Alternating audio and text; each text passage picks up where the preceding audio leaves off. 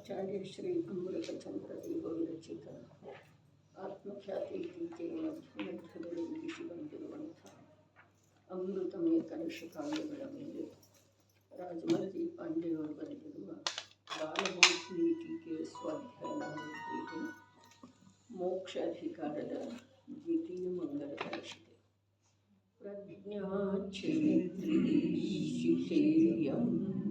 ಕಥಮಪಿ ನಿಪುಣೈ ಪಾತಿತಾ ಸಾವಧಾನೈ ಸೂಕ್ಷ್ಮೇತಃ ಸಂಧಿಬಂಧೇ ನಿವದತಿ ರಭಸಾ ಆತ್ಮಕರ್ಮೋಭಯಶ್ಚ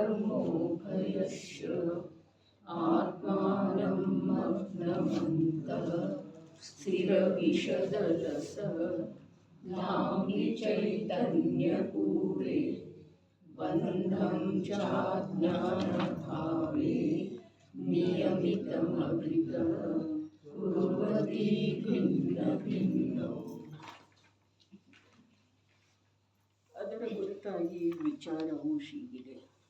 ಯಾವ ಪ್ರಕಾರ ಸ್ಫಟಿಕಮಣಿಯು ಸ್ವರೂಪದಿಂದ ಸ್ವಚ್ಛತಾ ಮಾತ್ರ ವಸ್ತುವಿದ್ದರೂ ಕೆಂಪು ಹಳದಿ ಕಪ್ಪು ಎಲೆಯ ಸಂಯೋಗವಾದ ಮೇಲೆ ಕೆಂಪು ಹಳದಿ ಕಪ್ಪು ರೂಪದಿಂದ ಸ್ಫಟಿಕಮಣಿಯು ಕಾಣಿಸುತ್ತದೆ.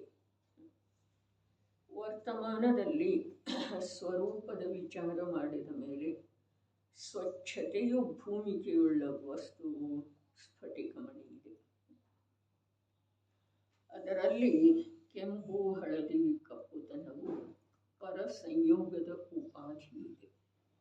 ಅದು ಸ್ಫಟಿಕಮಣಿಯ ಸ್ವಭಾವ ಗುಣವಲ್ಲ. ಅದೇ ಪ್ರಕಾರ ಜೀವದ್ರವ್ಯದ ಸ್ವಭಾವವು ಶುದ್ಧ ಚೇತನ ಮಾತ್ರವಿದೆ. ಅನಾದಿ ಸಂತಾನ ರೂಪವಾಗಿ ಮೋಹಕರ್ಮದ ಉದಯದಿಂದ ಮೋಹರಾಗ ದ್ವೇಷ ರೂಪ ರಂಜಕ ಅಶುದ್ಧ ಚೇತನ ರೂಪವಾಗಿ ಪರಿಣಮಿಸುತ್ತಿದೆ. ಯಾವ ಪ್ರಕಾರ ಸ್ಫಟಿಕಮಣಿ ಸ್ವಚ್ಛತಾ ಮಾತ್ರ ಸ್ವರೂಪವಿರುವಂತಹ ವಸ್ತು ಇದೆ, ವರ್ತಮಾನದಲ್ಲಿ ಸ್ವಚ್ಛತಾ ಅದರ ಭೂಮಿಕಾ ಇದೆ ಆ ವಸ್ತುವಿಂದ. ಅದೇ ಪ್ರಕಾರ ಚೇತನ ಮಾತ್ರ ಸ್ವಚ್ಛ ನಿರ್ಮಲ ಚೇತನ ಮಾತ್ರ ಯಾವ ಜೀವ ವಸ್ತು ಇದೆ ಅದರ ಭೂಮಿಕಾದ ಮೇಲೆ ಯಾವ ರಾಗದ್ವೇಷ ಮೋಹಾದಿಗಳ ಪ್ರತಿಬಿಂಬ ಬೀಳ್ತಾ ಇದೆ, ಅದರ ಜೊತೆಗೆ ಇದು ರಂಜಿಸ್ತಾ ಇದೆ. ಒಂದು ರಂಜಿಸುವುದರಿಂದನ ಜೀವನಿಗೆ ಸಂಸಾರ ಇದೆ, ದುಃಖ ಇದೆ. ಇಲ್ಲ ಅಂತಂದ್ರೆ ಸ್ಫಟಿಕಮಣಿ ಮತ್ತು ಈ ಜೀವದೊಳಗೆ ಯಾವ ವ್ಯತ್ಯಾಸ ಇಲ್ಲ. ಅದು ರಂಜಿಸುವುದಿಲ್ಲ, ಅಚೇತನ ಇದೆ ಅಂಥೇಳಿ ಹೇಳಬಹುದು. ಆದರೆ ಇದು ಚೇತನ ಇದ್ದ ಮಾತ್ರಕ್ಕೆ ರಂಜಿಸಬೇಕು ಇಂಥ ಸ್ವಭಾವ ಇದರದ ಇಲ್ಲ. ಮಾತು ಹೀಗಿದೆ, ಯಾವ ಸ್ವಚ್ಛತೆ ಇದೆಯೋ ಅದುವೇ ಪ್ರತಿಫಲನದ ಕಾರಣ ಇದೆ, ಆಧಾರ ಇದೆ. ಆದ್ರೆ ಈ ಚೈತನ್ಯ ನಾಮದ ಯಾವ ಸ್ವಚ್ಛತೆ ಇದೆಯೋ ಈಗ ಸ್ವಯಂ ಜೀವದ ಅಪರಾಧದಿಂದ ದುಃಖದ ಸಂವೇದನಕ್ಕೆ ಆಧಾರ ಆಗ್ತಾ ಇದೆ. ಏನು? ಸ್ವಚ್ಛ ಚೇತನ. ಅರೆ ಜಡದೊಳಗಂತೂ ಸ್ವಚ್ಛತೆ ಇದ್ರೂ ಕೂಡ ರಂಜಿಸುವ ಸ್ವಭಾವಿಲ್ಲ. ಚೇತನದ ಸ್ವಭಾವ ಕೂಡ ವಾಸ್ತವದಲ್ಲಿ ಪರಭಾವದೊಳಗೆ ರಂಜಿಸುವಂಥದ್ದು ಇಲ್ಲ. ಆದ್ರೂ ಕೂಡ ಅನಾದಿ ಕಾಲದಿಂದನ ಸಂತಾನ ರೂಪದಿಂದ ಮೋಹದ ಉದಯದಿಂದ ಈ ಜೀವಕ್ಕೆ ಆ ರಂಜಿಸುವ ರೂಪದ ಅಶುದ್ಧ ಪರಿಣತಿ ನಡೆದಿದೆ. ಈ ಕಾರಣದಿಂದ ಜೀವ ಸಂಸಾರದೊಳಗಿದ್ದಾನೆ, ಬಂಧದೊಳಗೆ ವರ್ತಿಸ್ತಾ ಇದ್ದಾನೆ, ತನ್ನತನವನ್ನು ಕಳ್ಕೊಂಡ ದುಃಖದ ಅನುಭವ ಮಾಡ್ತಾ ಇದ್ದಾನೆ. ಮುಂದೆ ರಂಜಕ ಅಶುದ್ಧ ಚೇತನ ರೂಪವಾಗಿ ಪರಿಣಮಿಸುತ್ತಿದೆ. ಈಗ ಬೇರೆ ಹೇಳ್ತಾರೆ, ಆದಾಗ್ಯೂ ರಂಜಿಸ್ತಾ ಇದ್ರೂ ಅಶುದ್ಧ ಚೇತನಾ ರೂಪದಿಂದ ಪರಿಣಮಿಸ್ತಾ ಇದ್ರೂ ವರ್ತಮಾನದಲ್ಲಿ ಸ್ವರೂಪದ ವಿಚಾರ ಮಾಡಿದ ಮೇಲೆ ತ್ರಿಕಾಲಿ ದ್ರವ್ಯ ಶುದ್ಧ ಇದೆ ಅನ್ನುವ ಮಾತು ಇಲ್ಲಿ ಹೇಳಲಿಲ್ಲ. ವರ್ತಮಾನದ ಮಾತು ಹೇಳಿದರೆ ಕಾರ್ಯ ವರ್ತಮಾನದಲ್ಲೇ ಆಗುವುದಿದೆ, ವರ್ತಮಾನದ ಸಾಮರ್ಥ್ಯದಿಂದ ಆಗುವುದಿದೆ, ವರ್ತಮಾನದಲ್ಲೇನ ಕಾರ್ಯ ಮಾಡುವ ಸಾಮರ್ಥ್ಯ ಇದೆ. ಆದಾಗ್ಯೂ ವರ್ತಮಾನದಲ್ಲಿ ಸ್ವರೂಪದ ವಿಚಾರ ಮಾಡಿದ ಮೇಲೆ ಆ ಜೀವದ್ರವ್ಯವು ಅದು ಚೇತನಾ ಭೂಮಿ ಮಾತ್ರವಿದೆ. ಅದರಲ್ಲಿ ಮೋಹರಾಗದ್ವೇಷ ರೂಪ ರಂಜಕತೆಯು ಕರ್ಮಗಳ ಉಪಾಧಿ, ಉದಯದ ಉಪಾಧಿ ಇದೆ. ಬಹಳ ಅದ್ಭುತ ಮಾತ್ರ. ಏನು ಹೇಳಿದ್ರು? ವರ್ತಮಾನದಲ್ಲಿ ಸ್ವರೂಪದ ವಿಚಾರ ಮಾಡಿದ ಮೇಲೆ ಆ ಜೀವ ವಸ್ತುವು ಹೇಗಿದೆ? ಅದು ಚೇತನಾ ಭೂಮಿ ಮಾತ್ರವಿದೆ. ಚೇತನಾ ಭೂಮಿ ಮಾತ್ರವಿದೆ. ಪಾತ್ರಗಳ ಬದಲೇ ಆಗ್ತವೆ, ವೇಷಗಳ ಬದಲೇ ಆಗ್ತವೆ, ಆದ್ರೆ ಭೂಮಿ ಬದಲೇ ಆಗುವುದಿಲ್ಲ. ಇಲ್ಲಿ ವರ್ತಮಾನದೊಳಗೆ ಕಾರ್ಯ ಮಾಡುವಂಥ ಮಾತು ಹೇಳ್ತಾ ಇದ್ದಾರೆ. ಈ ಜೀವ ಅನಾದಿ ಕಾಲದಿಂದ ವರ್ತಮಾನ ಪರ್ಯಾಯವನ್ನ ಕಾರ್ಯರೂಪಗೊಳಿಸಲಿಲ್ಲ. ವಿಚಾರ ಮಾಡಿದ ಮೇಲೆ ವರ್ತಮಾನದಲ್ಲಿ ಹೇಗಿದೆ? ಅರೆ, ಭೂತಕಾಲದೊಳಗೆ ಹೇಗಿತ್ತು ಅನ್ನೋ ಮಾತಿಲ್ಲ, ಮೂರು ಕಾಲದಲ್ಲೂ ಹೇಗಿರ್ತಿದೆ ಅನ್ನೋ ಮಾತಿಲ್ಲ. ಯಾಕೆ ಅಂತಂದ್ರೆ ಮೂರು ಕಾಲದ ನಿರ್ಣಯ ವರ್ತಮಾನದಿಂದ ಆಗ್ತಿದೆ. ಆದರೆ ನಾವು ಭೂತ ಭವಿಷ್ಯದ ಗೊಂದಲದೊಳಗ ವರ್ತಮಾನವನ್ನು ಕಳೀತಾ ಇದ್ದೇವೆ. ನಾಳೆ ಹಾಗೆ ಮಾಡೋದು, ನಾಳೆ ಹಾಗೆ ಮಾಡೋದು, ಕರ್ಮಕ್ಷಯ ಮಾಡೋದು, ದೀಕ್ಷಾ ತಗೊಳ್ಳೋದು, ಸಲ್ಲೇಖನ ತಗೊಳ್ಳೋದು ಅಥವಾ ಸಂಯಮ ಧಾರಣ ಮಾಡೋದು, ಇವೆಲ್ಲ ನಾಳೆಯ ವಿಚಾರ. ನಿನ್ನೆ ಹಾಗಿದ್ದೇನೆ, ನರಕದೊಳಗಿದ್ದೇನೆ, ನಿಗೋಧದೊಳಗಿದ್ದೇನೆ, ಇಷ್ಟೊಂದು ದುಃಖ ಅನುಭವ ಮಾಡಿದ್ದೇನೆ. ಇದೆಲ್ಲ ಏನಾಯಿತು? ಭೂತಕಾಲದ್ದು. ಈ ಭೂತ ಭವಿಷ್ಯದೊಳಗ ವರ್ತಮಾನವನ್ನು ನೋಡ್ತಾನೇ ಇಲ್ಲ. ನಾವು ವರ್ತಮಾನವನ್ನು ನೋಡ್ತಾ ಇಲ್ಲ. ವರ್ತಮಾನದೊಳಗೆ ಕಾರ್ಯ ಮಾಡುವ ಶಕ್ತಿಯನ್ನು ಕಳ್ಕೊಳ್ತಾ ಇದ್ದೇವೆ. ಯಾವುದರಿಂದ?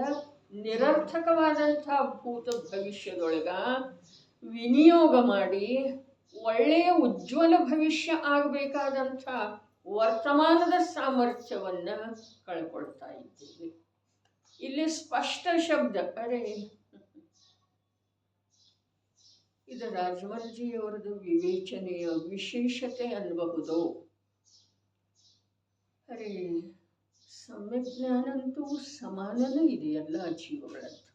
ಯಾವ್ಯಾವ ಜೀವ ಸಮ್ಯಕ್ ದೃಷ್ಟಿ ಇದ್ದಾರಲ್ಲ, ಅವರ ಸಮ್ಯಜ್ಞಾನಂತೂ ವಸ್ತುವಿನ ಸ್ವರೂಪದ ಅವಲೋಕನೆ ಮಾಡುವಲ್ಲಿ ಸಮಾನನೇ ಇದೆ. ಆದ್ರೆ ಒಂದೊಂದು ಮಾತು ಹೀಗಿರ್ತವೆ, ಕುಂದುಕುಂದರಂಥ ಆಚಾರ್ಯರಿಂದ ಕೂಡ ಸ್ಪಷ್ಟ ಆಗದೇ ಇರುವಂಥವ ರಾಜಮಲ್ಲರಂಥ ಸಾಮಾನ್ಯ ವ್ಯಕ್ತಿಯಿಂದ ವ್ಯಕ್ತ ಆಗ್ತವೆ ಕೆಲವೊಂದು ಮಾತುಗಳ. ಅಂದ್ರೆ ಅವರಲ್ಲಿ ಕುಂದರಿಗಿಂತ ಇವರಲ್ಲಿ ಅಧಿಕ ಜ್ಞಾನ ಇದೆ ಹೀಗ ಅರ್ಥ ಅಲ್ಲ. ಆದರೆ ಯಾವುದೋ ಒಂದು ವಿಶೇಷತೆ ಪ್ರತಿಯೊಂದು ಜೀವದ್ದು ಇರ್ತಿದೆ. ಇಲ್ಲಿ ವರ್ತಮಾನ ಶಬ್ದದ ಪ್ರಯೋಗ ಮಾಡಿ ಪಾತ್ರ ಜೀವಗಳನ್ನು ಜಾಗೃತಗೊಳಿಸಿದ್ದಾರೆ. ವಿಚಾರ ಮಾಡೋದು ಈ ರೀತಿಯಲ್ಲಿ ವರ್ತಮಾನದೊಳಗೆ ಏನು ಹೇಳಿದ್ರು, ವಿಚಾರ ಆದಾಗ್ಯೂ ವರ್ತಮಾನದಲ್ಲಿ ಸ್ವರೂಪದ ವಿಚಾರ ಮಾಡಿದ ಮೇಲೆ ಸ್ವರೂಪ ರಾಗದ್ವೇಷನು ಸ್ವರೂಪನೇ ಇದೆಯಲ್ಲ, ಹೌದು ಅಥವಾ ಇಲ್ಲರೆ? ವರ್ತಮಾನದಲ್ಲಿ ಯಾವ ರಾಗದ್ವೇಷ ಇದೆ ಅದು ಸ್ವರೂಪನೇ ಇದೆಯಲ್ಲ, ಅದೇನು ಪರದ ರೂಪ ಅಲ್ಲ.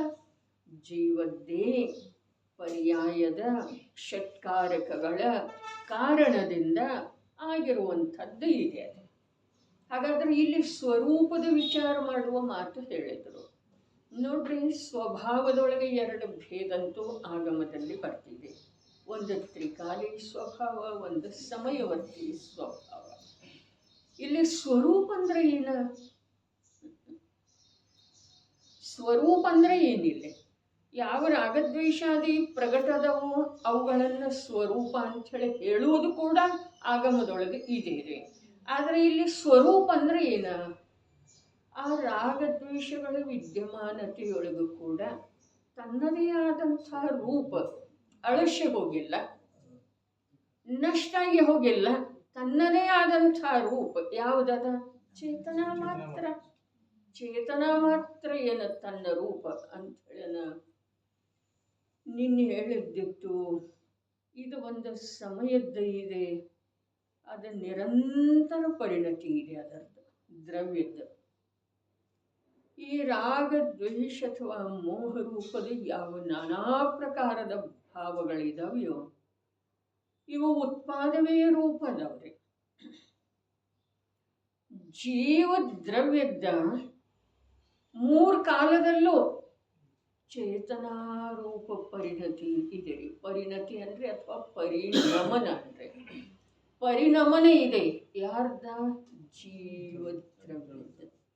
ರಾಗದ್ವೇಷ ಮೋಹಗಳ ಜೀವದ್ದೇ ಪರ್ಯಾಯದೊಳಗ ಉತ್ಪಾದವೇಯ ರೂಪ ಅದಾವ. ಆದರೆ ಯಾವುದು ದ್ರವ್ಯದ ಸ್ವಭಾವ ಇದೆಯೋ, ಬಹಳ ನಿನ್ನೆ ವಿಷಯ. ನಿಜವಾಗಿನ ಈ ರಾಜಮಲ್ಜಿ ಪಾಂಡೆಯವರ ಶಬ್ದದಿಂದ ನಮ್ಮದೇ ಆದಂಥ ಜಿನವಾಣಿಗೆ ಸಮರ್ಪಣೆಯ ಭಾವದಿಂದ ಆ ಶಬ್ದಗಳು ಬಂದು ಹೋಗಿದವ್ರೆ. ನಿನ್ನೆ ಜೀವ ದ್ರವ್ಯ, ಪ್ರತಿಯೊಂದು ದ್ರವ್ಯ ತನ್ನ ಸ್ವಭಾವ ರೂಪದಿಂದ ಇಡೀ ವಿಶ್ವದ ಕಡೆಗೆ ಸ್ವಲ್ಪ ಕೂಡ ಸಹಕಾರವನ್ನು ಬಯಸದೆ ಪರಿಣಾಮನ ಮಾಡ್ತಾ ಇರ್ತಾವೆ. ಪ್ರತಿಯೊಂದು ದ್ರವ್ಯ ವಿಶ್ವದೊಳಗಿದ್ರೂ ಕೂಡ ಅರೆ ಉದ್ಗಲದ ದೃಷ್ಟಾಂತ ಯಾವಾಗಲೂ ಬುದ್ಧಿಯೊಳಗೆ ಇರಬೇಕು. ಏನ? ಒಂದು ಸ್ಕಂಧದಲ್ಲಿರುವಂಥ ಅನೇಕ ಪರಮಾಣುಗಳ, ಒಂದು ಸ್ಕಂಧದಲ್ಲಿ ಅರೆ ಪಿಂಡದಲ್ಲಿ ಏಕತ್ರಿತವಾಗಿರುವಂಥ ಅನೇಕ ಸಜಾತೀಯ ಪರಮಾಣುಗಳ, ಸಜಾತೀಯ ಅರ್ಥಾತ್ ಪುದ್ಗಲ ಜಾತಿಯ ಪರಮಾಣುಗಳ ಆ ಸ್ಕಂಧ ರೂಪದ ಪಿಂಡದೊಳಗೆ ಇರ್ತಿದ್ರೂ ಕೂಡ ತನ್ನಲ್ಲೇ ಇದಾವೆ. ತನ್ನ ಸ್ವಕ್ಷೇತ್ರದಿಂದ, ಸ್ವಕಾಲದಿಂದ, ಸ್ವಭಾವದಿಂದ ಆ ಸ್ವದ್ರವ್ಯ ಯಾವಾಗೂ ಚ್ಯುತ ಆಗುವುದಿಲ್ಲ, ಹೊರಗೆ ಬರುವುದಿಲ್ಲ. ಇನ್ನೊಂದು ಪರಮಾಣುವಿನ ಆಶ್ರಿತ ಅಥವಾ ಸ್ಕಂಧದ ಆಶ್ರಿತ, ಆ ಸ್ಕಂಧದಲ್ಲಿರುವಂಥ ಯಾವ ಪರಮಾಣುವಿನ ಪರಿಣಮನ ಇಲ್ಲ. ಅಂದ್ರನ ಇಲ್ಲಿ ಸಿದ್ಧೇನಾಯಿತು ಅಂತಂದ್ರೆ ವಿಶ್ವವೆಂಬ ಗ್ರಹದಲ್ಲಿ ಇರುವಂಥ ಪ್ರತಿಯೊಂದು ರೂಪಿ ಅರೂಪಿ ಚೇತನ್ ಅಚೇತನ್ ಸೂಕ್ಷ್ಮ ಸ್ಥೂಲ ಪ್ರತಿಯೊಂದು ದ್ರವ್ಯ ತನ್ನ ಸ್ವರೂಪದ ಅನುರೂಪವಾಗಿ ಇಡೀ ವಿಶ್ವದ ದರಕಾರ ಮಾಡದ್ದನ ನಿರಂತರ ಪರಿಣಮನ ಮಾಡ್ತಾ ಇದ್ದಾರೆ. ಸಿದ್ಧರ ಯಾವ ಪರಿಣಮನ ಮಾಡ್ತಾ ಇದ್ದಾರೆ? ಯಾವ ಪರಿಣಮನ ಮಾಡ್ತಾ ಇದ್ದಾರೆ? ತಮ್ಮ ಸ್ವಭಾವದ ಅನುಭವದ ಅಂತರ್ಮುಖತೆಯಿಂದ ಅಥವಾ ಅಂತರ್ಮುಖತೆಯ ಅನುಭವದಿಂದ ನಿರಂತರ ಪರಿಣಮನ ಮಾಡ್ತಾ ಇದ್ದಾರೆ. ಸಿದ್ಧರಲ್ಲಿ ಮತ್ತು ಸಂಸಾರಿಯಲ್ಲಿ ಇರುವ ವ್ಯತ್ಯಾಸ ಏನು ವ್ಯತ್ಯಾಸ ಅಂತಂದ್ರೆ ಸಂಸಾರಿ ಜೀವರುಗಳು ಕೂಡ ಸ್ವಭಾವ ರೂಪದಿಂದನೇ ಪರಿಣಮನ ಮಾಡ್ತಾ ಇದ್ದಾರೆ. ಸಿದ್ಧರು ಕೂಡ ಸ್ವಭಾವ ರೂಪದಿಂದನೇ ಪರಿಣಮನ ಮಾಡ್ತಾ ಇದ್ದಾರೆ. ಆದರೆ ಇವರಿಗೆ ಅದರ ಅನುಭವ ಇಲ್ಲ, ಅವರಿಗೆ ಅದರ ಅನುಭವ ಸಮಗ್ರ ರೂಪದಿಂದ ಇದೆ. ಬಸ್ ಅನುಭವ ಇಲ್ಲ. ಪರಿಣಮನಂತೂ ದ್ರವ್ಯ ಪರಿಣಮನ ಹೇಗೆ ಮಾಡ್ತಿದೆ? ಜೀವ ದ್ರವ್ಯ ಚೇತನ ರೂಪದಿಂದನ. ಅದರ ಸಂಸಾರಿ ಜೀವಕ್ಕೆ ಅನುಭೂತಿ ಯಾವುದರದಿದೆ? ಅಚೇತನದ, ವಿಕಾರದ, ದುಃಖದ. ಕಾರಣ ಏನ್ರಿ? ಕಾರಣ ಏನು? ಕಾರಣನೂ ಇಲ್ಲಿ ಕೊಟ್ಟಿದ್ದಾರೆ. ಏನ? ಮೋಹದ ಉದಯದಿಂದ ಅಂತೇಳಿ ಹೇಳಿದ್ದಾರೆ. ಮೋಹದ ಉದಯದಿಂದ ಅಂತೇಳಿ ಹೇಳಿದ್ದಾರೆ. ಮತ್ತೊಂದೇನು ಹೇಳಿದ್ದಾರೆ? ಅನಾದಿ ಸಂತಾನ ರೂಪದಿಂದ, ಅನಾದಿ ಕಾಲದಿಂದ ಹಾಗೆ ಉದಿಸಿ ಬರುವಂಥ ಪರ್ಯಾಯ ಹಾಗೇ ಆಗ್ತಿದೆ. ಹಾಗೆ ಮೋಹದ ಉದಯದ ಆಧೀನ ಅದರ ಸನ್ಮುಖ ನೋಡ್ತಿದೆ. ಅದರ ಸನ್ಮುಖ ನೋಡುವುದರಿಂದ ಯಾವ ಪ್ರಕಾರದ ಪ್ರತಿಫಲಿತ ಆಗ್ತಿದೆಯೋ ಈ ಸ್ವರೂಪ, ಆ ರೂಪದ ಅನುಭವ ಆಗ್ತದೆ. ಇದೇ ಒಂದು ಅಭಿಪ್ರಾಯವನ್ನ ನಿಯಮಸಾರದೊಳಗ ಸಿದ್ಧರಲ್ಲಿ ಮತ್ತು ಸಂಸಾರಿಗಳಲ್ಲಿ ಯಾವ ವ್ಯತ್ಯಾಸವೂ ಇಲ್ಲ ಅಂತ ಹೇಳಿ. ಯಾಕೆ ಅಂತಂದ್ರೆ ಜೀವದ ಅಪೇಕ್ಷಾದಿಂದ ಸಮಾನ ಇಷ್ಟ ಅಲ್ಲ. ಆದ್ರೆ ಆ ಜೀವಗಳು ಕೂಡ ಚೈತನ್ಯದ ಉಲ್ಲಂಘನೆ ಮಾಡದನ್ನ ಪರಿಣಮನ ಮಾಡ್ತಾ ಇದ್ದಾರೆ. ಚೈತನ್ಯ ರೂಪದಿಂದನ ಪರಿಣಮನ ಮಾಡ್ತಾ ಇದ್ದಾರೆ. ಈ ನಿಗೋಧದಲ್ಲಿರುವಂತಹ ಜೀವ ಕೂಡ, ನಿಗೋಧದಲ್ಲಿರುವಂತಹ ಜೀವ ರಾಗ ರೂಪದಿಂದ ಪರಿಣಮನ ಮಾಡ್ತಾ ಇದೆ. ಚೈತನ್ಯ ರೂಪದಿಂದ, ಭಾವ ಕಲಂಕ ರೂಪದಿಂದ, ಏನು ಚೈತನ್ಯ ರೂಪದಿಂದ, ಚೇತನ. ಮತ್ತು ಭಾವ ಕಲಂಕ ಎಲ್ಲಿದೆ?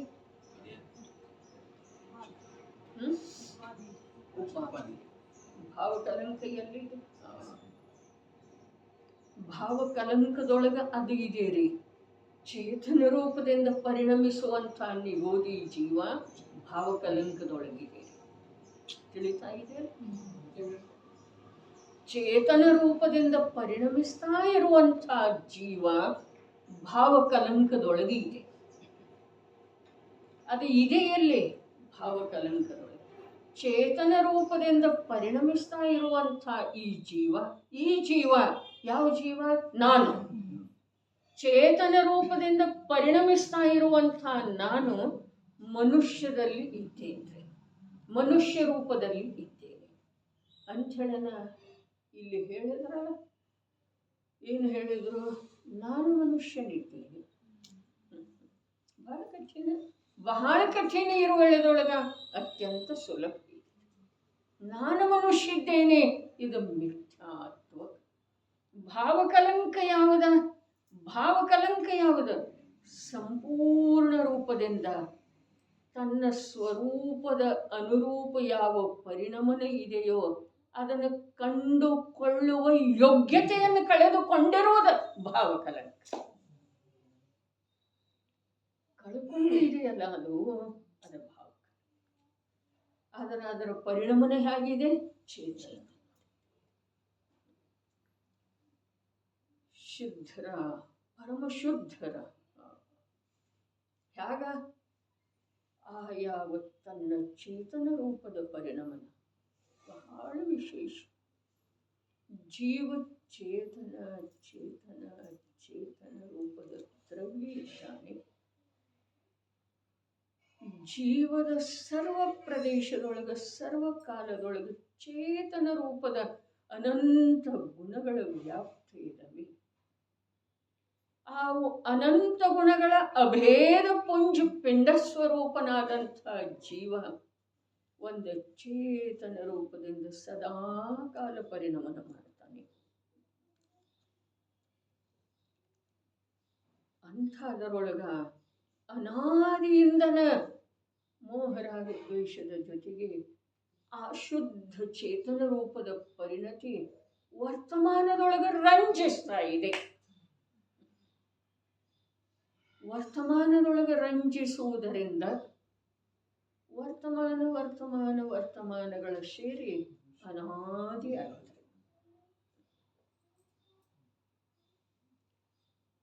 ಈ ಸಮಯಕ್ಕ ಈ ಸಮನಸ್ಕ ದಶೆಯೊಳಗೆ ಇರುವಂಥ ಈ ಜೀವ, ಸಮನಸ್ಕ ದಶೆ ಪಡೆದಿರುವಂಥ ಈ ಜೀವ ತನ್ನ ಸ್ವರೂಪವನ್ನು ದ್ರವ್ಯದಿಂದ, ಅದನ್ನೇ ಪ್ರವಚನ ಸಾರದೊಳಗ ಅದ್ಭುತವಾಗಿ ಹೇಳಿದರು. ಕಲಿಕಾಲದ ಸರ್ವಜ್ಞ ದೌವತ್ತ ಗುಣತ್ತ ಪಂಚ ಜೋ ಜಾಣದಿ ಅರಹಂತ. ನೋಡ್ರಿ,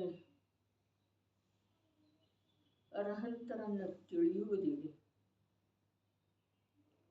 ಅರಹಂತರ ಸನ್ನಿಧಿಗೆ ಹೋಗುವಳೊಳಗೆ ಇವತ್ತು ಬಂದಿರುವ ವಿಚಾರ, ಈ ಶ್ರದ್ಧಾಜ್ಞಾನ ಚಾರಿತ್ರ್ಯದವರ ಜೀವದ್ದು ಏನು ಕಾರ್ಯ ಮಾಡ್ತಾವ್ರೆ? ಅವ ಶ್ರದ್ಧೆಯ ನಿರ್ಮಲತೆಯಿಂದ ಸ್ವಯಂ ಜೀವನಿಗೆ ಲಾಭ ಆಗ್ತಿದೆ. ತಿಳ್ಕೊಳ್ಳೋದ ಬಂದದ್ದು ವಿಚಾರ ವ್ಯಕ್ತ ಮಾಡ್ತಾ ಇದ್ದೇನೆ. ತಾವು ತಿಳಿಬಹುದು, ಕೇಳಬಹುದು, ವಿಚಾರ ಮಾಡಬಹುದು, ಇಲ್ಲ ಬಿಟ್ಕೊಳ್ಬಹುದು. ಏನ ಶ್ರದ್ಧಾಜ್ಞಾನ ಚಾರಿತ್ರ್ಯ 3 ಗುಣಗಳಿದ್ದಾವೆ. ಒಂದು ಶ್ರದ್ಧೆಯ ಯಥಾರ್ಥತೆಯಿಂದ ಅಥವಾ ಶ್ರದ್ಧೆಯ ಶುದ್ಧ ಪರ್ಯಾಯದಿಂದ ಅಥವಾ ಶ್ರದ್ಧೆಯ ವಿಷಯನಾದಂಥ ಆತ್ಮನ ಮೇಲೆ ಶ್ರದ್ಧೆ ಮಾಡುವುದರಿಂದ ಸ್ವಯಂ ಆ ಆತ್ಮನಿಗೆ ಪರಮಲಾಭ ಇದೆ, ಪರಮಲಾಭ. ಇನ್ನು ಜ್ಞಾನಗುಣ ಏನು ಮಾಡ್ತಿದೆ? ಜ್ಞಾನಗುಣ ಚೈತನ್ಯ ಸ್ವರೂಪದ ದ್ರವ್ಯ ನಾನಿದ್ದೇನೆ ಅಂಥೇಳಿ ತಿಳಿಯುವುದರಿಂದ ಕರ್ಮಗಳ ಬರುವಿಕೆಗೆ ಒಂದು ಪ್ರಕಾರದ ತಡೆ, ಮತ್ತೆ ಇದ್ದಂಥ ಕರ್ಮಗಳ ಹೋಗುವ ವೇಳೆಯದೊಳಗ ಇವನಿಗೆ ಏನೋ ತೊಂದರೆ ಆಗ್ತಿದೆ, ಆ ತೊಂದರೆಯಿಂದ ರಕ್ಷಣೆ ಯಾವುದರಿಂದ? ಸಮ್ಯಕ್ ಜ್ಞಾನದಿಂದ ಕಾರ್ಯ. ಸಮ್ಯಕ್ ಚಾರಿತ್ರದಿಂದ ಏನಾಗ್ತಿದೆ? ಚಾರಿತ್ರದಿಂದ ಇವನ ಶೋಭೆ, ಧರ್ಮದ ಶೋಭೆ ಲೋಕದೊಳಗ ವಸ್ತು ಸ್ವರೂಪದ ಶೋಭೆ. ಶ್ರದ್ಧೆಯಿಂದ ಸ್ವಂತಕ್ಕೆ ಲಾಭ ಆಗ್ತಿದೆ, ಚಾರಿತ್ರದಿಂದ ಧರ್ಮದ ಶೋಭೆ ಆಗ್ತಿದೆ, ಜ್ಞಾನದಿಂದ ಕರ್ಮಗಳಿಗೆ ಬಾಧೆ ಆಗ್ತಿದೆ. ಕರ್ಮಗಳ ಬರುವಿಕೆ, ಕರ್ಮಗಳ ಹೋಗುವಿಕೆ ಎರಡಕ್ಕೂ ನೋಡಿ. ಹೋಗುವ ವೇಳೆಯದೊಳಗೆ ಅವು ಏನೇನು ಮಾಡ್ತಿದ್ವಲ್ಲ ಕೋಲಾಹಲ, ಅಥವಾ ಅದರಿಂದ ಅವು ಹೋಗುವ ವೇಳೆಯದೊಳಗೆ ಇವನಿಗೆ ತಾನಾಗೆ ಆಗ್ತಿತ್ತಲ್ಲ ಏನ ನಾನಾ ಪ್ರಕಾರದ ಆಕುಲ ವ್ಯಾಕುಲತೆ, ಉಥಲ್ ಪುಥಲ್, ಅದು ನಿಂತು ಹೋಗಿದೆ ಸಮ್ಯಕ್ ಜ್ಞಾನದಿಂದ. ಅಂಥೇಳಿನ ಕರ್ಮದಿಂದ ಇರುವಂಥ ಸಂಸಾರ ಜ್ಞಾನದ ಕ್ರಿಯೆಯಿಂದ ಅಭಾವಕ್ಕೆ ಪ್ರಾಪ್ತ ಆಗ್ತಿದೆ, ಮೋಕ್ಷ ರೂಪ ಆಗ್ತಿದೆ. ಒಂದು ಜ್ಞಾನದ ಕ್ರಿಯೆಯಿಂದನ ಕರ್ಮಗಳ ಪ್ರಭಾವ ಅಡಗುತ್ತಿದೆ. ಒಂದು ಜ್ಞಾನದ ಕ್ರಿಯೆಯಿಂದನ ಕರ್ಮಗಳದ ಆಟ ನಿಂತು ಹೋಗ್ತಿದೆ. ಒಂದು ಶ್ರದ್ಧೆಯಿಂದನ ಈ ಜೀವನಿಗೆ ಎಲ್ಲೆಲ್ಲದ ಲಾಭ ಆಗ್ತಿದೆ. ಇದುವರೆಗೆ ಎಂದೂ ಆಗಿಲ್ಲ ಅಂಥ ಲಾಭ ಆಗ್ತಿದೆ. ಇದು ಸಮ್ಯಕ್ ದರ್ಶನ. ಅಂಥಳನ ದಂಸನ ಮೂಲೋ ಧಮ್ಮೋ ಅಂತೇಳಿ ಹೇಳಿದ. ಅಂಥಳನ ಜ್ಞಾನ ಕ್ರಿಯಾಭ್ಯಾಂ ಮೋಕ್ಷ ಅಂತೇಳಿ ಹೇಳಿದ. ಅಂಥಳನ ಚಾರಿತ್ರಂ ಖಲು ಧಮ್ಮೋ ಅಂತೇಳಿ. ಧರ್ಮದ ಶೋಭೆ, ಧರ್ಮಾತ್ಮನ ಶೋಭೆ, ಸರ್ವಜ್ಞ ಪ್ರಭುವಿನ ಶೋಭೆ, ಇಡೀ ವಸ್ತು ವ್ಯವಸ್ಥೆಯ ವಿಶ್ವದ ಶೋಭೆ ಯಾವುದರಿಂದ? ಚಾರಿತ್ರ. ಅದೇ ರೀ, ಎಲ್ಲಾನಲ್ಲ ತಾನಂತೂ ಮುಂದೆ ಹೋಗ್ತಾನ್ರಿ ತನ್ನ ಸ್ಥಾನದ ಕಡೆಗೆ. ಆದ್ರ ಲೋಕದೊಳಗೆ ಎಷ್ಟು ಪ್ರಭಾವ ಆಗ್ತಿದೆ, ಲೋಕದೊಳಗೆ ಎಷ್ಟು ಮಹಿಮಾ ಆಗ್ತಿದೆ, ಯಾರ್ದಾಗ್ತಿದೆ? ಸರ್ವಜ್ಞ ಪ್ರಭುವಿಂದ ಆಗ್ತಿದೆ, ಸ್ವಯಂ ಆ ಧರ್ಮಾತ್ಮಂದ ಆಗ್ತಿದೆ, ಆ ಧರ್ಮಾತ್ಮನಲ್ಲಿರುವಂಥ ಧರ್ಮದ್ದಾಗ್ತಿದೆ, ಇಡೀ ವಿಶ್ವ ವ್ಯವಸ್ಥೆದ್ದಾಗ್ತಿದೆ. ಭಾವಲಿಂಗಿ ಸಂತರಿಂದನ ವಿಶ್ವ ಶೋಭಾಯಮಾನ ಇದೆ. ಈ ಪ್ರಕಾರ ಇಲ್ಲಿ ನಮ್ಮದು ಮಾತಿನ ಬಂದದ್ದಿತ್ತು, ಜೋ ಜಾಣದಿ ಅರಹಂತ. ಅರೆ ಇಡೀ ಜೀವನ ಪರ್ಯಂತ ಈ ಗಾಥೆಯ ಚಿಂತನೆ ಮಾಡಿದರನು ಕೂಡ ಪೂರ್ಣ ಆಗುವುದಿಲ್ಲ. ಅಂಥ ಗಾಥಾ ಇದೆ. ಅರ್ಹಂತರನ್ನ ತಿಳಿಯೋದು ಹಾಗೆ ದ್ರವ್ಯದಿಂದ ಗುಣದಿಂದ ಪರ್ಯಾಯ. ಪರ್ಯಾಯ ಅಂಥದ್ದೇ ಇದೆ, ದ್ರವ್ಯ ಅಂಥದ್ದೇ ಇದೆ, ಗುಣಗಳು ಎಂಥವಿದ್ದಾವೆ.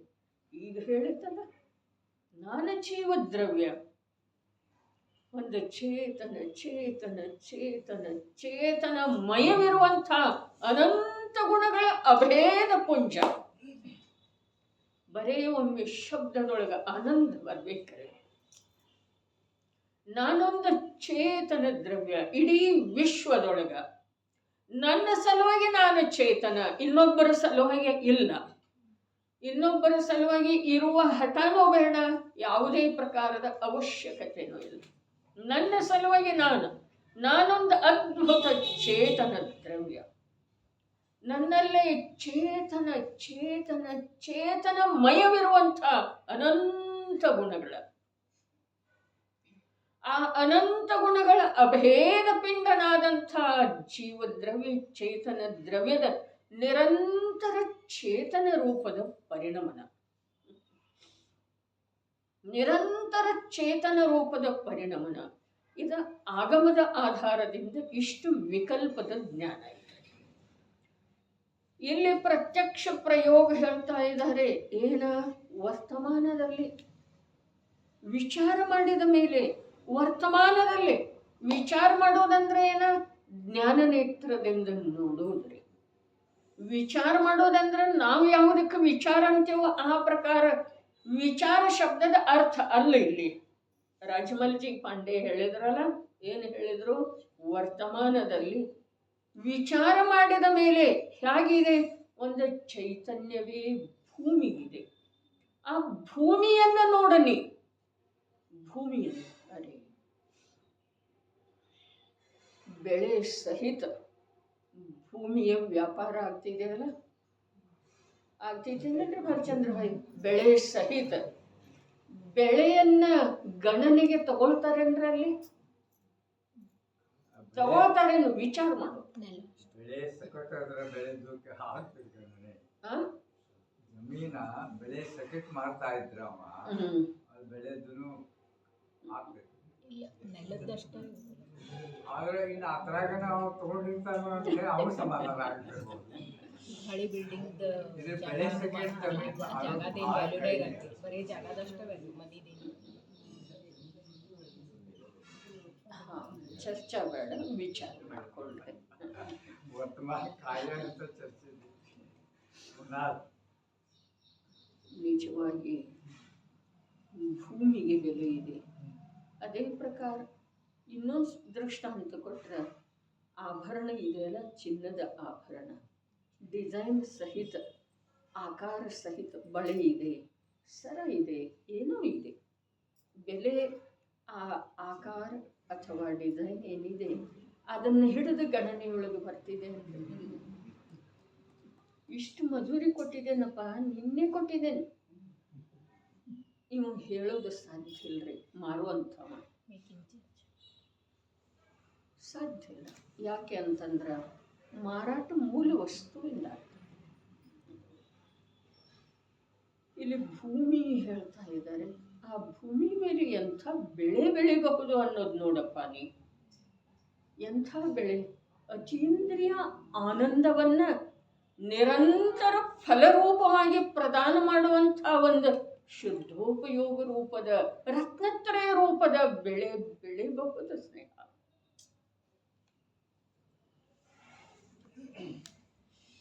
ಬಹಳ ಮಹಿಮಾ ಇದೆ ರೀ ಇದಕ್ಕ. ಯಾವುದಕ್ಕ? ಕಲಷ್ಟಿಕ.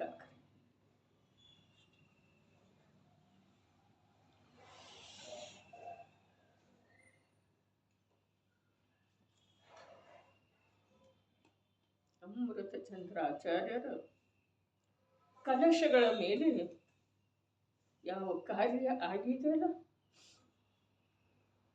ರಾಜಮಲ್ಜಿ ಪಾಂಡೆ ಅವರಿಂದ, ಬನಾರಸಿ ದಾಸರಿಂದ ಯಾವ ಕಾರ್ಯ ಆಗಿದೆಯಲ್ಲ ನಿಜವಾಗಿನ ಅದ್ವಿತೀಯ, ಅದರಲ್ಲೇ ಅದ್ವಿತೀಯ ಇದೆ, ಇದರಲ್ಲೇ ಅದ್ವಿತೀಯ.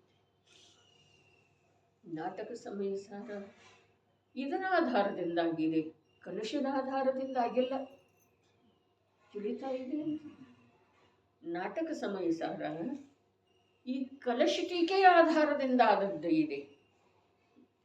ಆದರೆ ಅಲ್ಲಿ ಬರುವಂತಹ ಕಾವ್ಯ ಯಾವ ಕಲಶದ ಆಧಾರದಿಂದ ಆಗಿದೆ ಅನ್ನುವುದರದ್ದು ಕೂಡ ಮುಂದೆ ಅಭ್ಯಾಸವು ಜನರ ಪ್ರತಿಭಾವಂತರ ಪತ್ತೆ ಹಚ್ಚಿ ಅವಕ್ಕೆ ಆ ಪ್ರಕಾರದ ಅಡಿ ಟಿಪ್ಪಣಿ ನೀಡಿದ್ದಾರೆ. ವಸ್ತುವನ್ನು ತಿಳ್ಕೊಳ್ಳೋದ ಒಂದು ವೇಳೆ ಸುಲಭ ಇರ್ಬೋದು, ಆದರೆ ವಸ್ತುವಿನ ನಿರೂಪಣೆಯಲ್ಲಿರುವಂತಹ ಜಾಣ್ಮೆಯನ್ನು ತಿಳಿಯೋದ ಬಹಳ ಕಠಿಣ.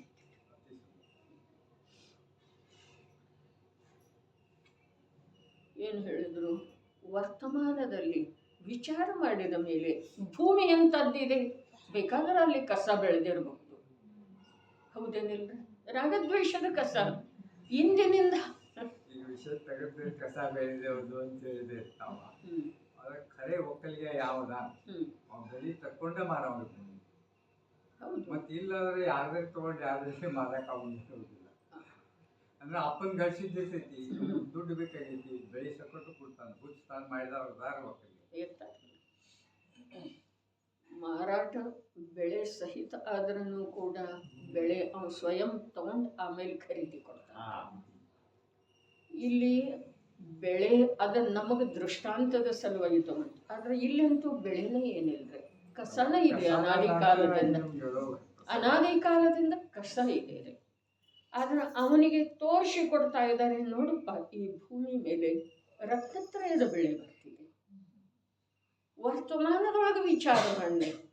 ಇದರಲ್ಲೇ ಎರಡು ಮಾತಾದು, ಏನ ಜೈನ ಕುಲದೊಳಗು ಜನ್ಮ ತಾಳಿರುವಂಥ ನಾನು, ಸಮಯಸಾರದ ಸಾನ್ನಿಧ್ಯದಲ್ಲಿ ಬಂದಿರುವಂಥ ನಾನು ವರ್ತಮಾನದಲ್ಲಿ, ಮತ್ತು ಸಮನಸ್ಕ ದಶೆಯನ್ನು ಪಡೆದಿರುವಂಥ ವಿಚಾರ ಮಾಡು. ಅನಾದಿಯಿಂದ ರಾಗದ್ವೇಷ ಇದೆ, ಅನಾದಿಯಿಂದ ಶುದ್ಧ ಪರಿಣತಿ ಇದೆ, ಸಂತಾನ ರೂಪದಿಂದ ನಡೀತಾ ಇದೆ. ಅದರ ಭೂಮಿ ಎಂಥದ್ದಿದೆ ನೋಡಿ, ಎಂಥದ್ದಿದೆ. ಇಂಥದೇ ಭೂಮಿಯ ಮೇಲೆ ಕೃಷಿ ಮಾಡಿ ರತ್ನತ್ರಯವನ್ನು ಬೆಳೆಸಿ ನಿರಾಕುಲ ಅತೀಂದ್ರಿಯ ಅನಂತ ಅವ್ಯಾಬಾಧ ಸುಖಕ್ಕೆ ಪ್ರಾಪ್ತಾಗಿ ಹೋಗಿದ್ದಾರೆ. ಅಂಥದ್ದ ಭೂಮಿ ಇದೆ. ಸಾಕ್ಷಾತ್ ಮೋಕ್ಷದ ಬೆಳೆ ಬರುವಂಥದ್ದು ಭೂಮಿ. ಶಬ್ದ ಪ್ರಯೋಗ ಏನಿದೆ? ಆದಾಗ್ಯೂ ವರ್ತಮಾನದಲ್ಲಿ ಸ್ವರೂಪದ ವಿಚಾರ ಮಾಡಿದ ಮೇಲೆ ಆ ಜೀವದ್ರವ್ಯವು ಈಗಲ್ಲ, ಆ ಜೀವದ್ರವ್ಯವು ಆಯಾಕ ನಿನಗಿದುವರೆಗೆ ಲಕ್ಷದೊಳಗೆ ಬಂದಿಲ್ಲಲ್ಲ, ನಿನ್ನಿಂದ ದೂರ ಇದೆ ಅಲ್ಲ, ಅದಕ್ಕೆ ಆ ಜೀವವಸ್ತುವು ಅದು ಚೇತನ ಭೂಮಿ ಮಾತ್ರವಿದೆ. ಅಲ್ಲಿ ಬೆಳೆದ್ರೆ ಏನು ಬೆಳೆಯುವುದ? ಚೇತನ ಅಭಾವ, ಚೇತನ ಚೇತನ ಚೇತನ. ಹಾಗಾದರೆ ಇದುವರೆಗೆ ಕಸ ಬೆಳೆದಿತ್ತೇನ? ಚೇತನನ ಬೆಳೆದಿರ್ತಾರೆ. ಏನು ಬೆಳೆದಿತ್ತು? ನೀನು ಮಾಡಿದೆ ಅದನ್ನು ಕಸ ಅಂಥೇಳಿ ತಿಳ್ಕೊಂಡಿದ್ದಿ. ಚೇತನ ನಿನಗೆ ಅನಾದಿ ಕಾಲದಿಂದ ಅದರ ಪರಿವೆ ಇರಲಿಲ್ಲ, ಪ್ರಜ್ಞೆ ಇರಲಿಲ್ಲ, ಪರಿಚಯ ಇರಲಿಲ್ಲ. ಆದರೆ ಅದು ಇದೇ ಹೇಗೆ? ಚೇತನ ಭೂಮಿಯೊಳಗೆ ಬೇರೆ ಯಾವ ಬೆಳೆ ಬೆಳೆಯೋದನೇ ಇಲ್ಲ. ಚೇತನಾದ ಬೆಳೆನ ಬೆಳೆಯುತ್ತಿದೆ. ಅದರ ಫಲ ನಿರಾಕುಲ ಅತೀಂದ್ರಿಯ ಶಾಂತಿ ಸುಖ. ದುಃಖದ ಬೆಳೆಯನ್ನು ಬೆಳೆಯುವಂಥದ್ದು ಚೇತನ ಭೂಮಿ ಅಲ್ಲವೇ ಅಲ್ಲ. ವಿಚಾರ ಮಾಡೋದಂದ್ರಲ್ಲ, ಅದರೊಳಗೆ ಇದು ಬಂತ್ರೆ. ಏನ ಅಲ್ಲಿ ಬೇರೆ ಹೇಗೆ ಬೆಳೆಯೋದು? ರಾಗದ ಬೆಳೆ ಹೇಗೆ ಬೆಳೆಯೋದು? ಕರ್ಮದ ಬೆಳೆ ಹೇಗೆ ಬೆಳೆಯೋದಲ್ಲಿ ಬೆಳೆದೇ ಇಲ್ಲ. ನಿನಗೆ ಭ್ರಾಂತಿ ಇದೆ, ಬೆಳೆಯೋ ಸಾಧ್ಯ ಇಲ್ಲ. ಹಾಗಾದರೆ ಇದುವರೆಗೆ ನನಗೆ ಆನಂದಕ್ಕಾಗಲಿಲ್ಲ, ನೀ ಅದನ್ನು ಚೇತನ ಅಂತ ಹೇಳಿ ನೋಡಲೇ ಇಲ್ಲ. ಚೇತನಾ ರೂಪದಿಂದ ಅದರ ಗ್ರಹಣ ಮಾಡಲೇ ಇಲ್ಲ. ನೀನು ಅಲ್ಲಿ ಏನು ಗ್ರಹಣ ಮಾಡಿದಿ? ನಾ ದೇಹ, ನಾ ಮನುಷ್ಯ, ನಾ ಶ್ರೀಮಂತ, ನಾ ತರುಣ, ನಾ ವಿದ್ಯಾವಂತ, ನಾ ಧನವಂತ, ನಾ ಬಲವಂತ. ಹೀಗೆ ಎಷ್ಟು ಪ್ರಕಾರದ ಕಸ ಎಲ್ಲಿದೆ ರೀ? ಚೇತನಾ ಭೂಮಿ ಮೇಲಿದೆ, ನೀವು ದೃಷ್ಟಿಯೊಳಗಿದೆ. ಅದಕ್ಕೆ ಮಿಥ್ಯಾ ದೃಷ್ಟಿ ಅಂತ. ಅದನ್ನೇ ಸಮಯಸಾರದೊಳಗೆ ಏನು ಹೇಳಿದ್ರು? ನಾಲ್ಕಡಿಯ ಪರದೆ ಬರುವುದರಿಂದ ವಿಶಾಲವಾದಂತಹ ಸಮುದ್ರ ನಿನ್ನ ಕಣ್ಣಿಗೆ ಕಾಣಿಸ್ತಾರೆ. ಏನಿದೆ ಅಲ್ಲಿ? ಬೆಳೆ ಯಾವುದು ಬಂದದ್ದಿದೆ? ಅಲ್ಲಿ ಚೇತನಾನೇ ಇದೆ. ಭೂಮಿ ಚೇತನ ಇದೆ. ಆದರೆ ನೀನು ಸ್ವಯಂ ನಾನು ಮನುಷ್ಯ, ನಾನು ದೇವ, ನಾನು ನಾಯಕಿ, ನಾನು ದುಃಖಿ, ನಾನು ಪರಾಧೀನ, ನಾನು ಎಷ್ಟು ಇವ್ರ ಮಾತು ಕೇಳೋದ, ನಾನು ಎಷ್ಟು ಇವರ ಅಧೀನ ಇರೋದ, ನಾನು ಎಷ್ಟು ಅತ್ತೆ ಮಾವ ಗಂಡ ಮಗನ ಅಧೀನ ಇರೋದ. ಅರೆ ಒಮ್ಮೆ ಅನ್ನಿಸ್ತಿದೆ ಸ್ತ್ರೀ ಪರ್ಯಾಯಕ್ಕೆ. ಅನ್ನಿಸ್ಲಿಲ್ಲ ಅಂತಂದ್ರೆ ಸ್ತ್ರೀ ಪರ್ಯಾಯ ಅಂತೂ ಬಿಡಲಿಕ್ಕೆ ಅವಕಾಶನೇ ಇಲ್ಲ. ಎಷ್ಟು ಇವರ ಅಧೀನ ಇರೋದ ಅನ್ನಿಸ್ತಿದೆ ಅಂದರೆ ಅನ್ನಿಸ್ಬೇಕ್ರಿ. ಆದ್ರೆ ಆ ಅನ್ನಿಸಿಕೆ ಅಲ್ಲಿ ಬಂಡಾಯ ಮಾಡುವ ಸಲುವಾಗಿಲ್ಲ, ವಿರೋಧ ಮಾಡುವ ಸಲುವಾಗಿಲ್ಲ. ತನ್ನ ದುರ್ಬಲತೆಯನ್ನು ಕಂಡುಕೊಂಡು ತಾನೇ ಸಾಕಿ ಸಂರಕ್ಷಣೆ ಮಾಡಿ ತರ್ತಾ ಇರುವಂಥ ದುರ್ಬಲತೆಯನ್ನು ಅಳಿಸಿ ಹಾಕಿ ಪರಮ ಸ್ವಭಾವೇನ ಚೇತನಮಯ ಇದೆಯಲ್ಲ ಅದನ್ನು ನಿರ್ಣಯ ಮಾಡೋದು, ಕಂಡುಕೊಳ್ಳೋದು. ಹಾಗೆ ನೋಡಿದರೆ ಸಂಸಾರದೊಳಗೆ ಪ್ರತಿಯೊಂದು ಜೀವ, ಸ್ತ್ರೀ ಅಷ್ಟೇ ಅಲ್ಲ, ಪ್ರತಿಯೊಂದು ಜೀವ ನಿರಂತರ ಹೇಗಿದೆ? ಪರಾಧೀನ. ಇದೆಯೋ ಅಥವಾ ಇಲ್ಲ? ಬಾಲ್ಯಾವಸ್ಥೆಯಲ್ಲಿ ಒಂದು ಥರ, ಕಿಶೋರಾವಸ್ಥೆಯಲ್ಲಿ, ತರುಣಾವಸ್ಥೆಯಲ್ಲಿ ಒಂದು ಥರ, ಪ್ರೌಢಿಮೆಯಲ್ಲಿ, ವೃದ್ಧಾಪ್ಯದಲ್ಲಿ ಒಂದೊಂದು ಥರ, ನಿರಂತರ ಪರಾಧೀನ. ಆ ಪರಾಧೀನತೆಯ ವಿಚಾರ ಬರಬೇಕು. ಅದಕ್ಕೆ ಕಾರಣ ಏನೋ ಅದನ್ನು ಕಂಡು ಹಿಡಿಬೇಕು. ಪರಾಧೀನತೆಗೆ ಕಾರಣ ಪರ ಇದೆ ಅಲ್ರಿ? ಪರಾಧೀನತೆಗೆ ಕಾರಣ ಪರ ಅಲ್ಲ, ನಾನೇ ಏನು ನಾನೇ ಏನ ನನ್ನ ನೈಜ ಸ್ವಭಾವವನ್ನು ತಿಳಿಯದೆ ನಾನು ದೇಹ ರೂಪ ಅಂಥೇಳಿ ತಿಳಿದಿರುವುದೇ ಮಹಾಪರಾಧೀನತೆ. ಮಿಥ್ಯಾತ್ವ ಇದೆ, ಎಲ್ಲಕ್ಕಿಂತ ದೊಡ್ಡ ಪಾಪ ಇದೆ, ಎಲ್ಲಕ್ಕಿಂತ ದೊಡ್ಡ ಅಪರಾಧ ಇದೆ. ಪರ್ಯಾಯ ರೂಪದಿಂದ ಅರೆ ಒಂದೊಂದು ಶಬ್ದದೊಳಗ ಎಷ್ಟು ಭಾವ ಬ್ರಹ್ಮಾಂಡ ತುಂಬಿದ್ದಿದೆ. ಪಜ್ಜೆಯ ಮೂಢಾಹಿ ಪರಸಮಯ, ಕುಂದು ಕುಂದರ ಸ್ವಯಂ ಕುಂದದ ಅವರ ಹೆಸರಿನಿಂದಲ್ಲ, ಗುಣದಿಂದ, ಸ್ವಭಾವದಿಂದ, ಜ್ಞಾನದಿಂದ, ಪ್ರತಿಭೆಯಿಂದ, ಭವ್ಯರುಗಳ ಮೇಲೆ ಮಾಡಿರುವ ಉಪಕಾರದಿಂದ, ತಮ್ಮ ಮೇಲೆ ತಾವು ಮಾಡಿರುವ ಸ್ವದಯೆಯಿಂದ ಕುಂದುಕೊಂಡ ಪಜ್ಜೆಯ ಮೂಢಾಹಿ ಪರಸ. ಪರ್ಯಾಯದೊಳಗೆ ಮೂಢ ನಾನು,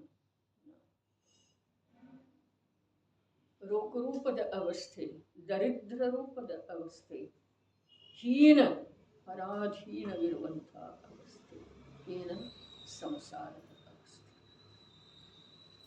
ಆದಾಗ್ಯೂ ವರ್ತಮಾನದಲ್ಲಿ ಸ್ವರೂಪದ ವಿಚಾರ ಮಾಡಿದ ಮೇಲೆ ಆ ಜೀವದ್ರವ್ಯವು ಅದು ಚೇತನಾ ಭೂಮಿ ಮಾತ್ರವಿದೆ. ಅದರಲ್ಲಿ ಮೋಹರಾಗ ದ್ವೇಷ ರೂಪದ ರಂಜಕತೆಯು ಕರ್ಮಗಳ ಉದಯದ ಉಪಾಧಿ ಇದೆ. ಉಪಾಧಿ ಅಂದರೆ ಏನಪ್ಪ? ಅಲ್ಲಿ ಬೆಳೆದದ್ದು ಬೆಳೆ ಅಂದರೆ ಅದ ಚೈತನ್ಯ ಭೂಮಿ ಮೇಲೆ ಉಪಾಧಿ ಅಂತೇಳಿ ಹೇಳಿದಾರಲ್ಲ. ಆ ಚೈತನ್ಯ ಭೂಮಿ ಶಬ್ದದ ಪ್ರಯೋಗ ಇದೆ ಅಂದಮೇಲೆ ಅಲ್ಲಿ ಬೆಳೆದದ್ದು ಬೆಳೆ ಇದೆ ಅನ್ನೋದ ಅದೊಂದು ಪ್ರಕಾರದ ಛಾಯೆ ಇದೆ. ಉಪಾಧಿ ಛಾಯೆ ಇದೆ ಅಲ್ಲಿ. ಇಲ್ಲ ಅಂದರೆ ವಾಸ್ತವದಲ್ಲಿ ರಾಗ ಅಲ್ಲಿಲ್ಲ, ವಿಕಾರ ಅಲ್ಲಿಲ್ಲ. ಎಲ್ಲಿ? ಚೇತನದ ಭೂಮಿಯ ಮೇಲೆ ಇಲ್ಲ, ವಿಕಾರ ಇಲ್ಲ. ಏನಿದೆ ಹಾಗಾದ್ರೆ? ಉಪಾಧಿ. ಉಪಾಧಿ ಅಂದ್ರೆ ಏನ? ಉಪಾಧಿ ಅಂದ್ರೆ ಏನು? ಭ್ರಮೆ, ನೆರಳು. ಛಾಯಾ ಯಾರೋ ಹೋದಂಗಾಯ್ತು. ಯಾರು ಹೋಗಿರೋದಿಲ್ರಿ. ನೀವು ಕೆಲಸದೊಳಗೆ ಇರ್ತಾನೋ ಲಕ್ಷ ಒಂದೊಂದ್ಸಲ ಯಾರೋ ಬರೋರದಾರ ಅಂತ ಹೇಳಿ ಬಾಗಿಲು ತೆಗೆದಿರ್ತೀರಿ, ಬಂದ ಹಾಗೆ ಆಯ್ತು, ಹೋದ ಹಾಗೆ ಆಯ್ತು. ಇದೇನಿದೆ ರೀ? ಇದು ಉಪಾಧಿ ಇದೆ, ವಸ್ತು ಇಲ್ಲ. ಆದ್ರೆ ಆ ಪ್ರಕಾರ ಅನ್ನಿಸ್ತಿದೆ. ಅದೇ ಪ್ರಕಾರ ಅಲ್ಲಿ ರಾಗದ್ವೇಷಗಳು ಬಂದಿಲ್ಲ, ಅಲ್ಲಿ ದೇಹ ಬಂದಿಲ್ಲ. ಅದೇ ಯಾವ ಪ್ರಕಾರ ಸ್ಥೂಲ ಆ ನನ್ನ ಮಮತೆಯ ಪರಿಣಾಮದೊಳಗ ಧನಕನಕಾದಿಗಳು ಬಂದಿಲ್ಲ, ದೇಹ ಬಂದಿಲ್ಲ. ಅದೇ ಪ್ರಕಾರ ಬಿಲ್ಕುಲ್ ಅದೇ ಪ್ರಕಾರ ಏನ ರಾಗದ್ವೇಷಾದಿಗಳು ಬಂದಿಲ್ಲ. ಚೈತನ್ಯದೊಳಗೆ ಪ್ರವೇಶ ಇದೆ ಅಂದ್ರೆ ರಾಗದ್ವೇಷಗಳನ್ನ ಚೈತನ್ಯದ ಭೂಮಿ ಮೇಲೆ ಬರುವ ನಿಲ್ಲುವ ಸಾಮರ್ಥ್ಯ ಇದೆ ಅಂದ್ರೆ ಅವಕ್ಕ ಅಂಥೇಳಿ ಉಪಾಧ್ಯ ಅದು ಅಂಥೇಳಿ ಹೇಳ್ತು. ಅರ್ಥ ಅಗಾಧ ಇದೆ ಒಂದೊಂದು ಶಬ್ದದೊಳಗೆ. ಅಜ್ಜಯ ಮೂಢಾಹಿ ಪರಸಮಿ ಜೋ ಜಾನ್ ಅನ್ಕೊಂತ ಮಲ್ಕೊಳ್ರಿ, ಬರೇ ಅನ್ಕೊಂತ ನಿದ್ರಾದಶೆಗೆ ಹೊರಟು ಹೋಗ್ರಿ, ಅಲ್ಲಿ ಜ್ಞಾನ ಕಾರ್ಯ ಮಾಡ್ತೀವಿ. ದೌವತ್ತ ಗುಣದ ಪಂಚ ಜೋಧಾನದ್ಯಾರ ದೌವತ್ತ ಗುಣದ ಪಂಚ. ಇಷ್ಟೇ, ಮುಂದೆ ತಿಳ್ಕೊಳ್ಳುವ ಮಾತಲ್ಲ, ತಾನೇ ತಿಳಿದು ಬರ್ತಾನೆ. ಯಾರ? ಶುದ್ಧಾತ್ಮ. ಯಾರಿಗೆ? ದ್ರವ್ಯಗುಣ ಪರ್ಯಾಯದಿಂದ ಅರ್ಹಂತರನ್ನ ಯಾರು ತಿಳಿಯುವ ಕಾರ್ಯದೊಳಗೆ ಇಳಿದು ಹೋಗಿದಾರೋ ಅಲ್ಲಿ ಯಾರು ಕಾಣಿಸ್ತಾರ? ಅರ್ಹಂತನ ಶುದ್ಧಾತ್ಮರೇ. ಕಂಡರನ ಅರ್ಹಂತರನ್ನ ತಿಳಿಯುವುದಕ್ಕೆ ಆಳ ಹೋದಂತ. ಕುಂದರ ವಚನ ಅಮೌಲ್ಯ ಅದವರು, ನಿಜವಾಗ್ಯನ ಅದರ ಬೆಲೆ ಮಾಡೋ ಸಾಧ್ಯ. ಬೆಲೆ ಆಗ್ತಿದೆ ಯಾವಾಗ ಅದರ ಅರ್ಥಸ್ವರೂಪನಾದಂಥ ಮರ್ಮಸ್ವರೂಪನಾದಂಥ ಅನಾದಿ ಅನಭಿದ್ದಿನ ನಿಜ ದ್ರವ್ಯ ಯಾವಾಗ ಅನುಭವದಲ್ಲಿ ಬರ್ತಿದೆಯೋ ಆವಾಗ ಕುಂದರ ಶಬ್ದದ ಮಹಿಮೆ, ಆವಾಗ ಕುಂದರ ಮಹಿಮೆ. ತನ್ನ ಮಹಿಮೆ ಬಾರದ ವಿನಃ ಕುಂದರ ಮಹಿಮೆ ಬರುವುದಿಲ್ಲ. ತನ್ನ ಮಹಿಮೆ ಅಲ್ಲ, ತನ್ನ ಅನುಭವ ಬಾರದ ವಿನಃ ಕುಂದರ ಮಹಿಮೆನೂ ಇಲ್ಲ, ಮಹಾವೀರರ ಮಹಿಮೆ ಇಲ್ಲ, ಗೌತಮ ಸ್ವಾಮಿಯ ಮಹಿಮೆ ಇಲ್ಲ, ಆದಿದೇವನ ಮಹಿಮೆ ಇಲ್ಲ, ಜನಶಾಸನದ ಮಹಿಮೆ ಇಲ್ಲ, ಪಂಚಪ್ರಭುವಿನ ಮಹಿಮೆ. ತನ್ನ ಪ್ರತ್ಯಕ್ಷ ಅನುಭವ ಯಾವಾಗ ಆಗ್ತಿದೆಯೋ ಆವಾಗ ಅವೆಲ್ಲ ಮಹಿಮಾನ್ವಿತ ವಸ್ತುಗಳ ನಿಜವಾಗಿ ಹಾಗಿದಾವೆಯೋ ಹಾಗೆ ಕಾಣಿಸ್ಲಿಕ್ಕೆ ಶುರು. ಅಲ್ಲಿ ತನಕ ಯಾವುದು ಧನದ ಸ್ವರೂಪ ಕೂಡ ಗೊತ್ತಾಗುವುದಿಲ್ಲ, ದೇಹದ ಸ್ವರೂಪ ಕೂಡ ಗೊತ್ತಾಗುವುದಿಲ್ಲ, ದೇವದ ಸ್ವರೂಪ ಗೊತ್ತಾಗ್ತದೆ, ತನ್ನ ಅರಿವಿಲ್ಲದ.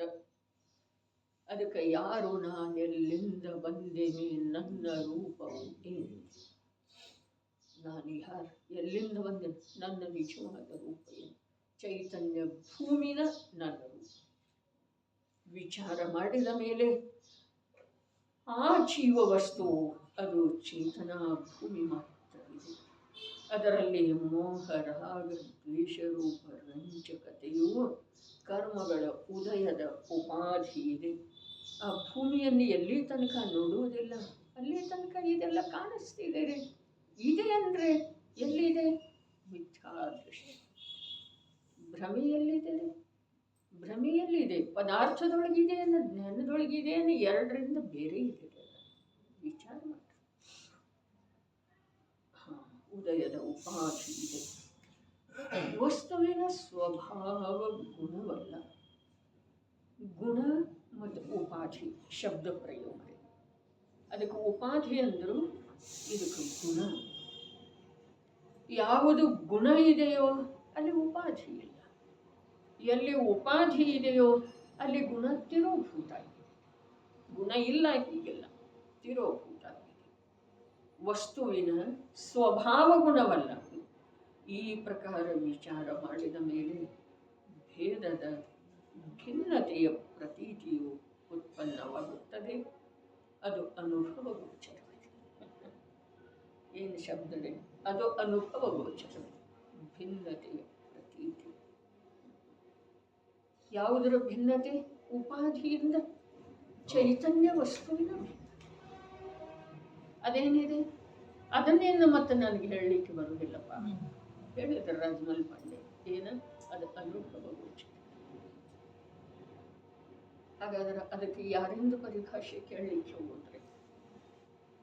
ಅವರಿಂದ ಆಗಲಿಲ್ಲ ಅಂದ್ರೆ ಆಚಾರ್ಯರ ಕಡೆ ಹೋಗೋದು, ಆಚಾರ್ಯರಿಂದ ಆಗಲಿಲ್ಲ ಅಂದ್ರೆ ಸರ್ವಜ್ಞರಿಂದ ಕೂಡ ಹೇಳೋದ ಸಾಧ್ಯ ಇಲ್ಲ ಅಂಥ ವಸ್ತು ನಾನಿದ್ದೆ. ಲೋಕದೊಳಗೆ ಯಾವ ಸರ್ವಶ್ರೇಷ್ಠ ಇಡೀ 3 ಲೋಕದ ಅಧಿಪತಿ ಯಾವ ಅರ್ಹತ್ ಪ್ರಭು ಇದ್ದಾರೆ, ಪೂರ್ಣ ರೂಪದಿಂದ ಯಾರ ಜ್ಞಾನ ವಿಕಸಿತಗೊಂಡದ್ದೇ ಇದೆ, ಅವರು ನನ್ನ ಸ್ವರೂಪದ ಪ್ರತಿಪಾದನೆ ಮಾಡೋ ಸಾಧ್ಯ ಇಲ್ಲ ಅಂದಮೇಲೆ ಆ ನಾನು ಎಂಥ ಮಹಿಮಾವಂತ. ಅನುಭವ ಗೋಚರ. ಎಲ್ಲ ಬಿಟ್ಟು ಕೂಡಕಬೇಕರೆ ಎಲ್ಲಿ ಕೂಡಕಬೇಕು? ಈ ವಚನದ ಎದುರಿಗೆ ಕೂಡಕಬೇಕು, ಆ ಜ್ಞಾನಿ ಪುರುಷನ ಎದುರಿಗೆ ಕೂಡಕಬೇಕು, ಈ ಶುದ್ಧಾತ್ಮನ ಎದುರಿಗೆ ಕೂಡಕಬೇಕು. ಅವ್ರನ್ನೂ ಬಿಡಕಬೇಕು. ಆಮೇಲೆ ಈ ಶುದ್ಧಾತ್ಮನ ಎದುರಿಗೆ ಕೂಡಕಬೇಕು. ಕೂತ ನಂತರ ನಮಗೆ ಆಚಾರ್ಯರು ತಿಳಿಯುವುದಿಲ್ಲ, ಅವ್ರ ವಚನದ ಮರ್ಮ ಗೊತ್ತಾಗುವುದಿಲ್ಲ, ಈ ಶುದ್ಧಾತ್ಮ ಗೊತ್ತಾಗುವುದಿಲ್ಲ. ಹೀಗೆ ಸಾಧ್ಯ. ನಾವು ಹೋಗ್ತಾ ಹೋಗ್ತಾ ನೋಡೋವ್ರೆ ಸ್ಪೀಡ್ ಅತ್ಯಂತ ರಾಜಧಾನಿ ಎಕ್ಸ್ಪ್ರೆಸ್ ಅಲ್ಲಿ ಕೂತ ನಾವು ನೋಡೋವ್ರೆ, ಅದರೊಳಗೂ ಕೂತ ಕಾಣುವುದಿಲ್ಲ. ಅದಕ್ಕೆ ಅವ್ರ ಹತ್ರ ಹೋಗ್ಬೇಕು. ಈ ಚಂಚಲತೆಯನ್ನ, ಈ ಅಸ್ಥಿರ ಭಾವವನ್ನ, ಈ ನಿರಂತರ ಪರ್ಯಾಯದಿಂದ ಪರ್ಯಾಯ ಆ ಸೂಕ್ಷ್ಮತೆಯನ್ನು ತಿಳ್ಕೊಳ್ಳುವುದರ ಸಲುವಾಗಿ ಅವಕಾಶ ಇಲ್ಲದೆ ಇರುವಂಥ ಸ್ಥೂಲ ಜ್ಞಾನದಿಂದ ಭಿನ್ನ ಆಗಬೇಕಾಗುತ್ತೆ. ಆವಾಗ ಆ ವಸ್ತು ಏನಾಗ್ತಿದೆ? ಅನುಭವದೊಳಗೆ ಬಂದ ಮೇಲೆ ಮುಗೀತು. ಬಹಳ ಅದ್ಭುತ. ಈ ಪ್ರಕಾರ ವಿಚಾರ ಮಾಡಿದ ಮೇಲೆ ಭೇದದ ಭಿನ್ನತೆಯ ಪ್ರತೀತಿಯು ಉತ್ಪನ್ನವಾಗುತ್ತದೆ. ಅದು ಅನುಭವ ಗೋಚರವಿದೆ. ಎಷ್ಟು ಸಮಯ ಎಂದರೆ ಕಾಲದಲ್ಲಿ ಆ ಪ್ರಜ್ಞೆಯ ಛೇದವು ಅಪ್ಪಳಿಸುತ್ತದೆ ಎಂದು ಯಾರೋ ಪ್ರಶ್ನಿಸಿದರೆ ಅದರ ಉತ್ತರ ಸ್ವರೂಪವಾಗಿ ರಭಸಾತ್, ಅತ್ಯಂತ ಸೂಕ್ಷ್ಮ ಕಾಲ, ಒಂದು ಸಮಯದಲ್ಲಿ ಅಪ್ಪಳಿಸುತ್ತದೆ. ಏನು ಶಬ್ದ? ಅತ್ಯಂತ ಸೂಕ್ಷ್ಮ ಕಾಲ ಒಂದು ಸಮಯದಲ್ಲಿ ಅಪ್ಪಳಿಸಬೇಕಾದ್ರೆ ತಯಾರಿ ಬೇಕಲ್ಲ. ಅದನ್ನು ಪ್ರಜ್ಞಾಚೈನವನ್ನು ಹಿಡ್ಕೊಂಡು ಅದೇನ? ಅದುವೇ ವಿಚಾರ. ಏನು ವಿಚಾರ? ಚೈತನ್ಯ ಭೂಮಿ ಮಾತ್ರ ವಸ್ತು ಇದೆ. ವಿಚಾರ ಎಲ್ಲಿದೆ? ವರ್ತಮಾನದ ಸೂಕ್ಷ್ಮ ಅವಲೋಕನ. ವಿಚಾರ ಅಂದ್ರೆ ನೋಡೋದು, ಜ್ಞಾನದ ನೇತ್ರದಿಂದ ನೋಡೋದು. ಅದರ ಹೆಸರು ವಿಚಾರ. ನೋಡ್ತಾ ನೋಡ್ತಾ ನೋಡ್ತಾ ಅದರ ಭಿನ್ನತೆ ಯಾವಾಗ ಪ್ರತ್ಯಕ್ಷ ಆಗ್ತಿದೆಯೋ ಆವಾಗ ಅಪ್ಪಳಿಸ್ತಿದೆ. ಏನ? ಪ್ರಜ್ಞಾರೂಪದ ರಭಸಾತ್. ಅಲ್ಲಿ ಅವಕಾಶ ಇಲ್ಲ. ಭಿನ್ನತೆ ಭಾಷಿತಾಯಿತು, ಅನುಭವದೊಳಗೆ ಬಂತನ. ಯಾವುದರಿಂದ? ಆ ಭಿನ್ನತೆಯ ಮೇಲೆ ಪ್ರಜ್ಞೆಯ ಚೇನ ಅಪ್ಪಳಿಸುವುದರಿಂದ ಆ ಜೀವ ವಸ್ತು ಅನುಭವದ ಬಹಳ ಅದ್ಭುತ. ರಭಸಾತ್, ಅತ್ಯಂತ ಸೂಕ್ಷ್ಮ ಕಾಲ, ಒಂದು ಸಮಯದಲ್ಲಿ ಅಪ್ಪಳಿಸುತ್ತದೆ. ಅದೇ ಸಮಯದಲ್ಲಿ ಭಿನ್ನ ಭಿನ್ನ ಮಾಡಿಬಿಡುತ್ತದೆ. ಹೇಗಿದೆ ಪ್ರಜ್ಞೆಯ ಚೇನವು? ನಿಪುಣೈ ಕಥಂ ಅಪಿ ಪಾತಿತ. ನಿಪುಣೈ, ಅನುಭವದಲ್ಲಿ ಪ್ರವೀಣರಿರುವಂಥ ಯಾವ ಸಮ್ಯಕ್ ದೃಷ್ಟಿ ಜೀವರುಗಳಿದ್ದಾರೆ ಅವರ ಮೂಲಕ ಕಥಂ ಅಪಿ ಸಂಸಾರದ ನಿಕಟತೆಯಂಥ ಕಾಲಲಬ್ಧಿಯು ಪ್ರಾಪ್ತವಾಗಿರುವುದರಿಂದ ಪಾತಿತ, ಸ್ವರೂಪದಲ್ಲಿ ಅಪ್ಪಳಿಸುವುದರಿಂದ ಪ್ರವೇಶಿಸುತ್ತದೆ. ಇಲ್ಲಿ ಪ್ರಜ್ಞೆ ಚೇಣ ಹೇಳಿದ್ರಲ್ಲ, ಅದು ಯಾರ್ದು? ಸಮ್ಯಕ್ ದೃಷ್ಟಿ. ಇದರದ ವಿಶೇಷ